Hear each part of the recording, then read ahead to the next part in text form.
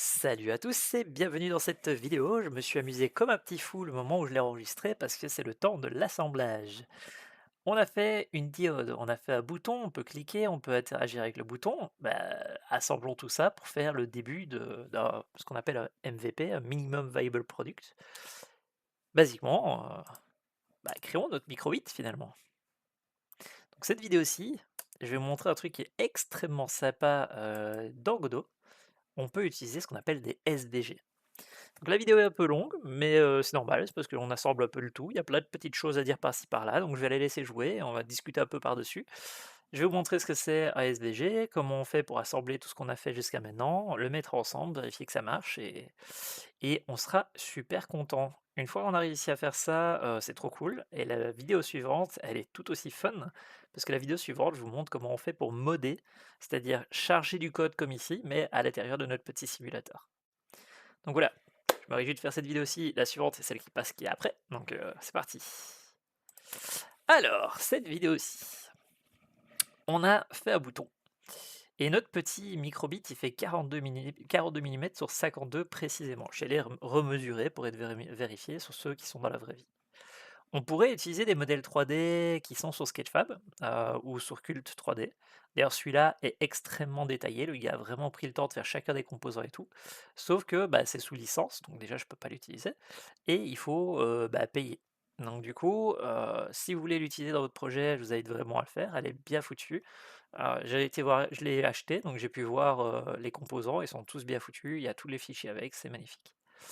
Bon, nous, ce qu'on va faire, c'est que vu qu'on fait du prototypage, quand tu fais du jeu vidéo, tu ne fais que des cubes et des ronds jusqu'au moment où le jeu est presque fini. Et quand il est presque fini, là, tu mets quelque chose de beau et de joli.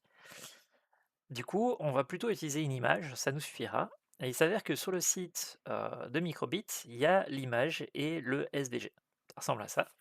Malheureusement, il n'y a pas l'arrière de l'appareil, donc il y a un Git avec ça.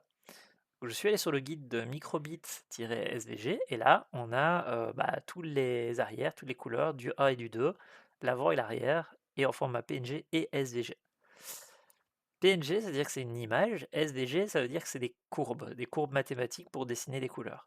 Et ça veut dire que du coup, vous pouvez zoomer, zoomer, zoomer, zoomer, zoomer, vous ne verrez pas un pixel. Enfin, en tout cas, quand vous êtes dans un logiciel de SVG. Quand vous êtes dans Godot, c'est retransformé en une image, donc on voit quand même des pixels. Donc du coup, qu'est-ce qu'il faut qu'on fasse qu'on télécharge? Déjà, nous, il faut qu'on télécharge la version de devant et de derrière. Il y a des petites couleurs qu'on va pouvoir utiliser, mais nous, c'est la version de devant et de derrière. Je l'ai téléchargé en image et en SVG, parce qu'on ne sait jamais que j'ai besoin de l'image et on ne sait jamais que j'ai besoin de le SVG. On fait un petit dossier, hop hop hop, on le dépose dedans, magnifique. Et évidemment, quand on va chercher quelque chose du web, il est toujours ultra important de sourcer.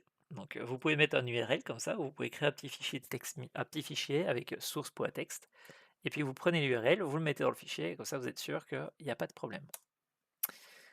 Si vous êtes dans un projet privé professionnel, souvent ce que je fais, c'est que je prends une capture d'écran en plus de la licence, juste au cas où si elle change avec le temps et que quelqu'un décide de changer la licence par après. Le dossier, je l'ai mal nommé parce qu'on est dans Godot, donc on va garder la convention de Godot avec les snake case. Microbit v2, magnifique. On prend le petit dossier, on le dépose dans notre projet. Voilà, on crée un petit dossier qu'on va appeler asset, on va y ranger tout ça. Et alors 2D, parce que c'est de la 2D. Magnifique. Et alors de temps en temps, je crée un dossier qui s'appelle From the Web pour bien faire la distinction entre ce que moi j'ai créé et ce que j'ai été téléchargé. Bon, ici je crois que c'est pas le cas, je l'ai pas fait. On crée une petite scène, démo microbit squad, parce que c'est comme si c'était un quad, juste une plaque avec une image par-dessus. Et là, on va créer notre microbit. Donc pour ça, on va avoir besoin du coup d'un node 3D qui va dire là c'est l'endroit où il y aura mon microbit. Ce node 3D, on veut y mettre une image, mais on veut pas mettre un sprite parce que un sprite, c'est une image qui est sans lumière, sans ombrage. Or, on va faire un jeu qui se joue en 3D où on prend l'élément, il y aura peut-être de la lumière, peut-être de l'ombrage, j'en sais rien. Donc on va pas utiliser un sprite, mais on va utiliser toujours un mesh instance, mais en format quad. Donc ici, on va lui donner un petit nom avant, microbit squad, magnifique. Ta-ta-da. On va lui ajouter ce dont je vous parlais ici, c'est-à-dire d'un mesh instance. On va le mettre non pas en cube, mais en quad. Parce qu'un cube, c'est bien beau, mais nous, ce qu'il nous faut un quad. Alors, avant de mettre le quad, ce qui serait peut-être important, c'est de laisser un cube avec la dimension du microbit, juste pour se souvenir que c'est ça sa dimension. Donc sa dimension, c'est un petit peu à plat comme ça, magnifique. Et alors, on va pas mettre la dimension en millimètres, parce que Godot n'aime pas les éléments qui sont vraiment très petits, et le microbit, il est vraiment petit, il fait même pas la taille de ma main.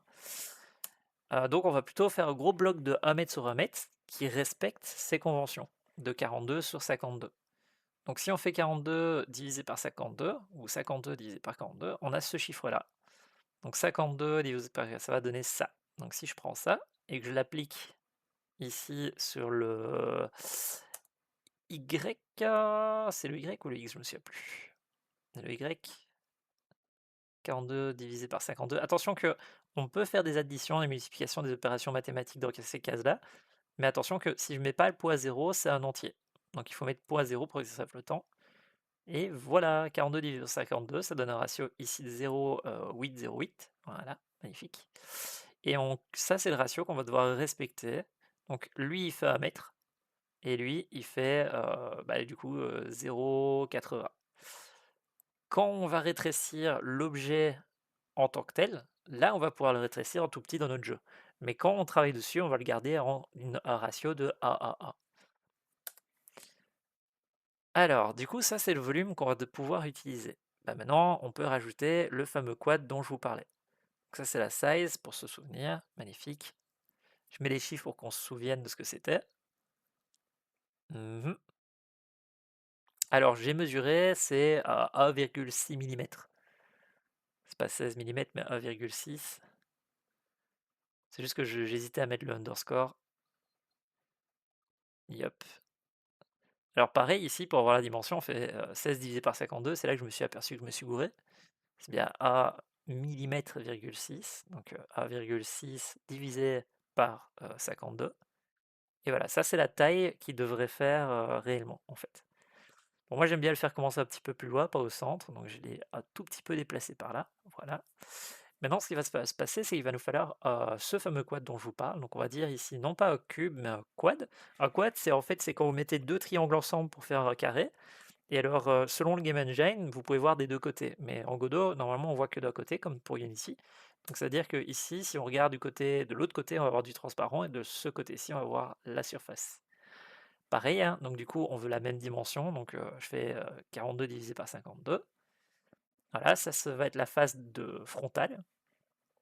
Il nous faut donc la face qui va de l'autre côté. Donc on retourne le quad, le deuxième quad qu'on a dupliqué, et on le met de l'autre côté. Alors au début, je pensais faire un petit peu d'épaisseur, mais par la suite, je vais le retirer parce que l'épaisseur était. Il faut faire un objet 3D si on veut vraiment que l'épaisseur y soit, quoi. Alors, on rajoute un matériel pour chacun. Dans le albédo, on va aller déposer les images. Alors, c'est là où c'est marrant. Vous voyez ici, si je mets du PNG, bah, ça marche, hein. Mais on aurait pu mettre directement le SVG, vous allez voir, c'est fun. Alors, vous voyez ici, il y a une petite zone noire. C'est parce qu'en fait, par défaut, notre texture, elle est mise en shader non transparent. Vous voyez ici, transparent, elle est disable, parce que le transparent, ça consomme, donc autant ne pas le mettre. Il y a alpha ici, qu'on a déjà vu dans la vidéo précédente. Alpha, c'est pour dire je veux que mon objet soit un peu transparent. Sauf que nous, c'est pas vraiment de la transparence pour voir à travers, c'est plus de la transparence sur les endroits où ça l'était transparent. Et en fait, ça, c'est ce qu'on appelle de l'alpha scissor en Godot. C'est cutoff en Unity. Ça veut dire on va couper les bords là où c'est transparent et faire disparaître, ne pas du tout calculer la transparence à ces endroits-là. Donc on va dire alpha scissor. Voilà, magnifique. Et là, vous voyez, il est blanc parce qu'il y a le cube derrière, mais voilà. Tadam. Donc ça a coupé littéralement partout où c'est transparent. Mais le reste reste opaque. On fait pareil pour l'autre, hein.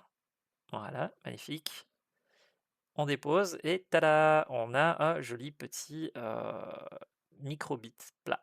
Alors vous voyez ici, j'ai pris le SVG et je l'ai déposé directement pour voir. Et vous voyez, ça a marché. Donc le SVG s'est apporté et s'est mis dedans. Donc je me suis dit, bah, quitte à utiliser du SVG, essayons de voir ce que ça donne. Alors malgré le fait que j'ai mis du SVG ici, ce qui veut dire que normalement il ne devrait pas y avoir du pixel, hein, vu que c'est des lignes, on peut voir qu'il y a du pixel quand même. Donc en fait, ça veut dire qu'il convertit le SVG en un format pixel quand même à la fin. Et donc voilà, mais bah voilà, ça passe quand même largement bien, largement mieux. Alors, c'est quoi l'avantage du SVG? Bah, en fait, c'est l'avantage, c'est que vous pouvez continuer à l'éditer. Vous voyez ici, j'ai mon SVG, donc je peux cliquer droit dessus. Je peux l'ouvrir avec un logiciel qui s'appelle Inkscape Vector, qui est un logiciel open source très fort utilisé pour éditer, travailler dans tout ce qui est SVG, c'est-à-dire des courbes et des lignes. Et vous voyez que l'équipe de Microbit, ils ont fait un travail nickel, quoi. C'est propre. Il y a tout et c'est catégorisé et tout, génial.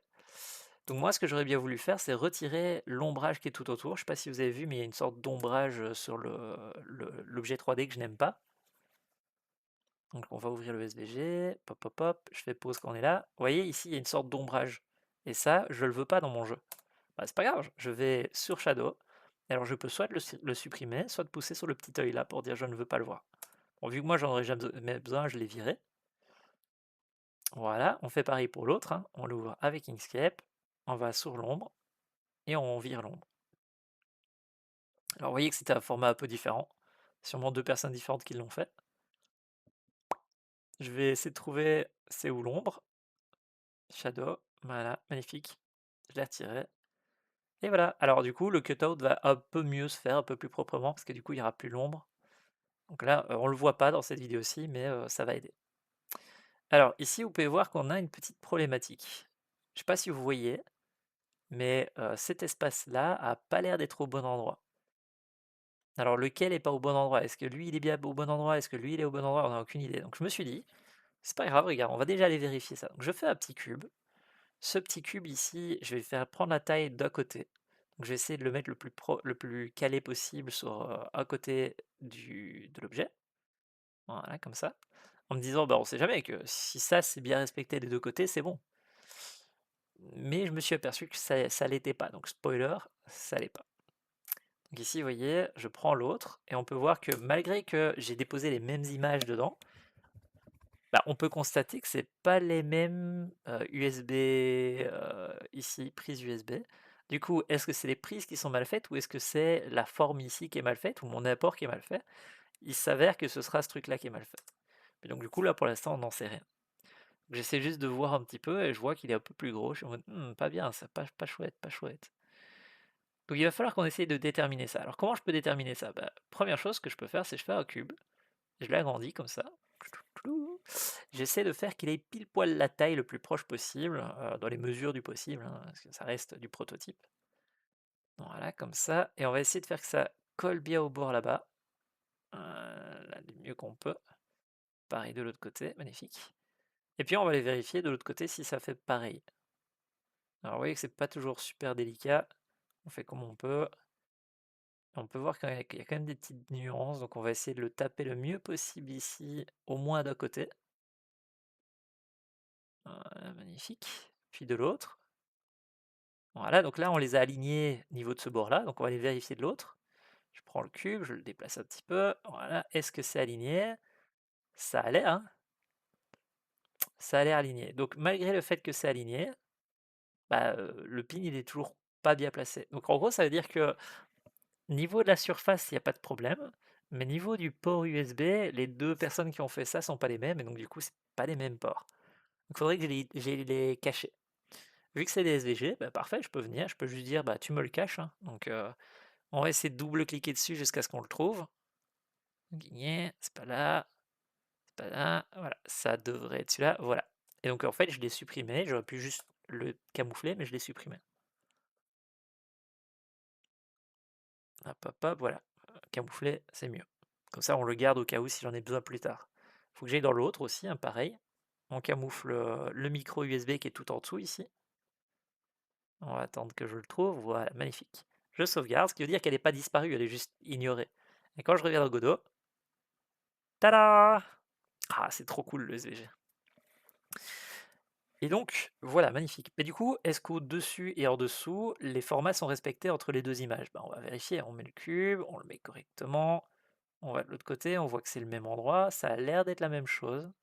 Par contre, il y a un trou, mais ça c'est normal, c'est parce qu'on les avait décalés. Est-ce qu'en dessous c'est pareil? Ouais, ça a l'air d'être la même chose. Donc là, basiquement, c'est bon, on a notre joli modèle qui est bien placé. Alors, il est bien placé, oui, par rapport à son autre image, mais par rapport au cube de départ, est-ce qu'il l'est bien? pas totalement, donc on va devoir aller déplacer ça un peu plus tard dans la vidéo. Donc je vais lui laisser faire pour voir vers où il va aller. Ici, je suis en train de replacer pour qu'il soit l'un contre l'autre, parce qu'au début, je voulais qu'ils soient un peu séparés, mais vu que l'image est plate et que ça donne mieux quand elle est vraiment jointe, bah, je les mets l'une à côté de l'autre. Pas l'une sur l'autre, parce que l'une sur l'autre, ça va créer ce qu'on appelle du clipping. Donc il faut qu'on ait un tout petit décalage de au moins 1 millimètre ou un dixième de millimètre, mais il faut qu'il y ait un petit décalage entre les deux. Alors voilà, ici, vous voyez, le problème, c'est comme je disais, ok, on a placé les images correctement, mais plus par rapport au cube de départ, qui est le rappel de la dimension réelle du microbit. Donc ici, on prend l'image, on la scale, et on essaie de faire que ça colle au carré qui est derrière, le mieux qu'on peut. Voilà, ok. Le but, c'est de faire en sorte que ce soit le plus proche d'un objet 3D qu'on recevrait par les artistes. Parce qu'une fois que les artistes vont nous le donner, on n'aura plus besoin de bouger beaucoup de choses. Si l'image elle est bonne et que le truc 3D elle est bonne, bah, il y aura juste besoin de réaligner après les objets. Donc c'est plus pour prototyper de manière fun que de vraiment avoir un produit fini. Alors, bah du coup, on a un cube qui fait le bon volume, on a deux quads qui font les bonnes images, qui sont sur le bon volume et qui sont prêtes. Et bah c'est cool ça. Donc du coup, qu'est-ce qu'on va pouvoir commencer à ajouter? Bah déjà, on pourrait s'amuser à faire des tests pour voir un peu à quoi ça ressemblerait quand il est tout petit. Donc ça, c'est pour rappel, c'est le volume qu'on veut respecter. Magnifique. On peut désactiver l'objet 3D. Alors du coup, maintenant, on peut en faire une scène. On a un objet qui en 1 est bon. On a le volume qu'il faut, on a les quads, bah, sauvegardons-le dans nos éléments. Voilà, magnifique. Et du coup, on a un petit objet qu'on peut copier-coller, déposer dans notre scène. En tout cas, qui fait 1 mètre.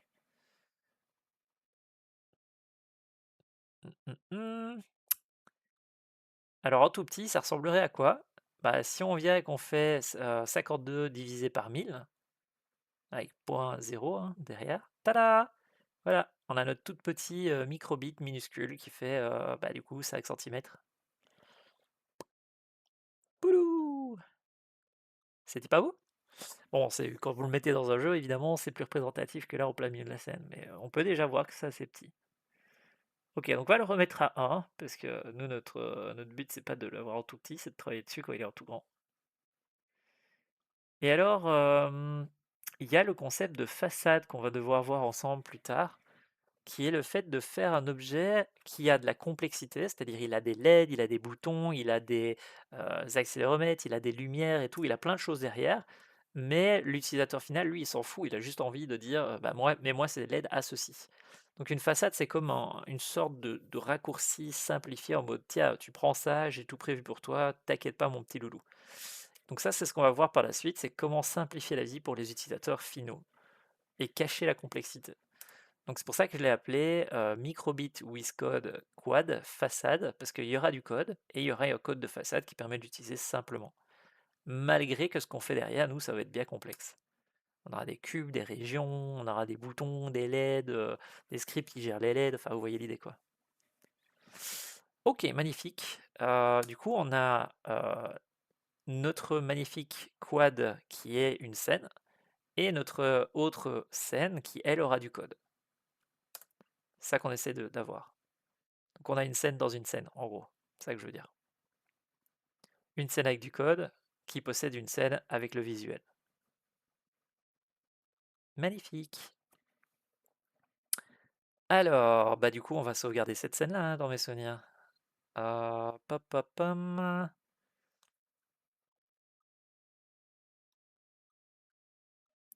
Voilà, voilà, voilà. Alors ça, c'est un bouton. Vous vous souvenez qu'on avait fait un joli petit bouton dans les vidéos précédentes qui s'appelait bouton touchable avec du script?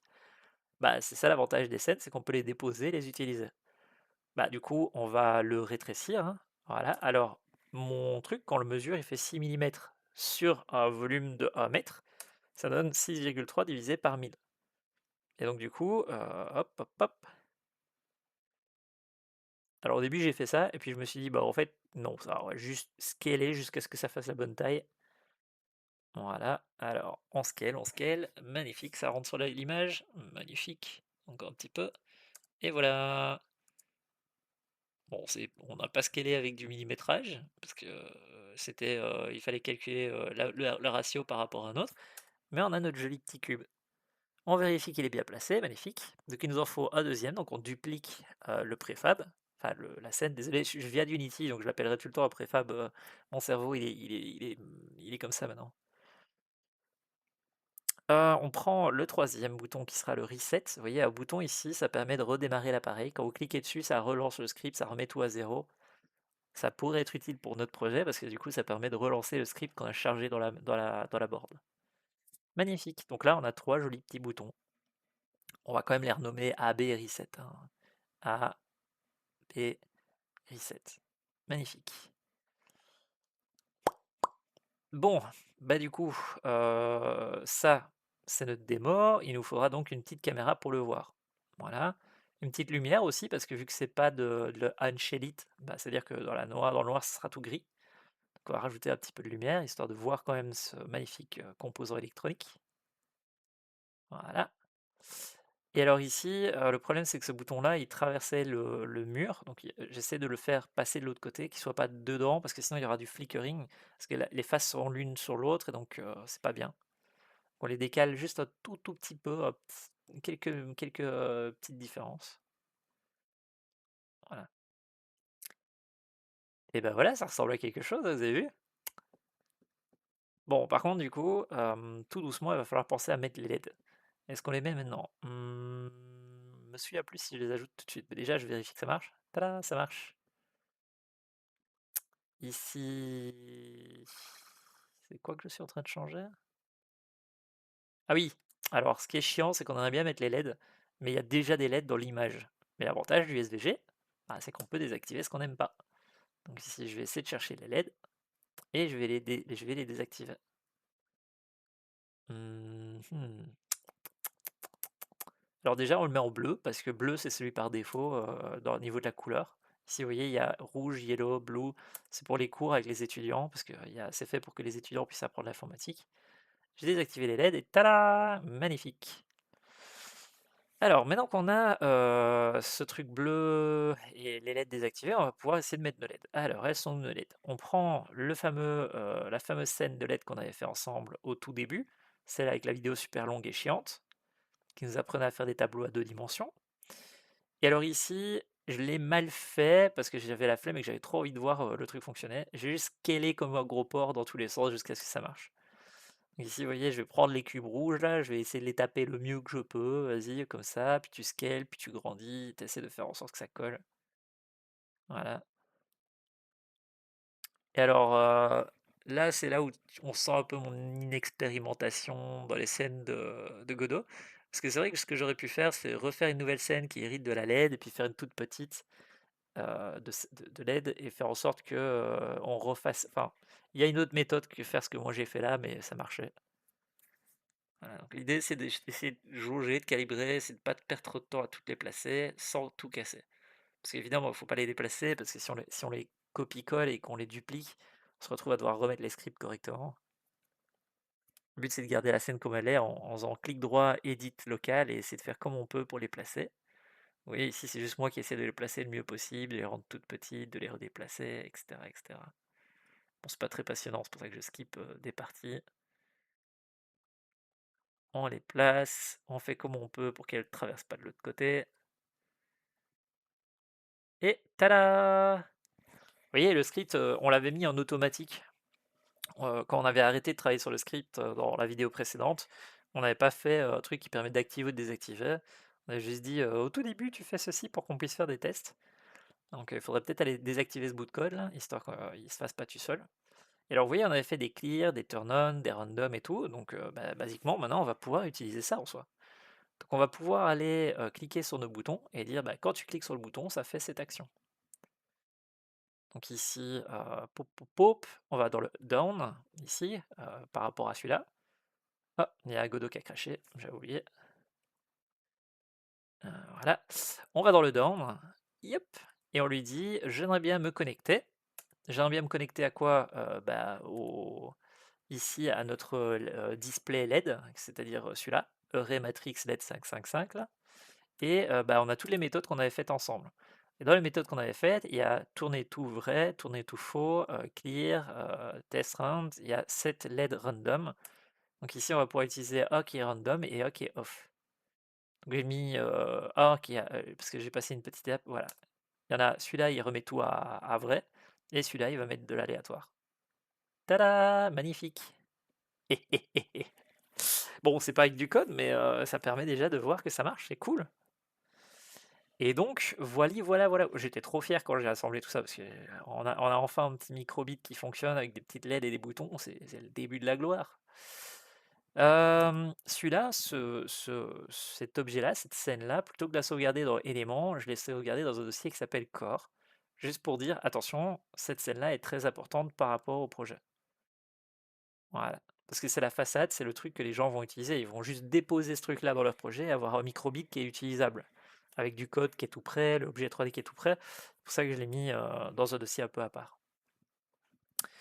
Et ben voilà, en soi, hein. On a un microbit, c'est pas beau. Alors, dans la prochaine vidéo, j'étais un petit peu en mode, c'est facile ou pas de modder le code qui serait sur la board, donc de permettre de charger notre code dedans.